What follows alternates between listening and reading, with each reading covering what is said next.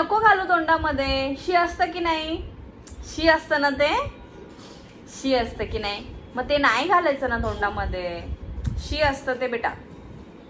शी शी शी असतं की नाही? ओ बाबा. हॅलो बोल बोला. हॅलो आबा. आबा कसे आहेत तुम्ही? आवला. हॅलो आजी. कसं म्हणायचं आजीला? आजी. कसं बोलायचं? आजी. हॅलो आजी. अरे बाप रे. हॅलो आबा.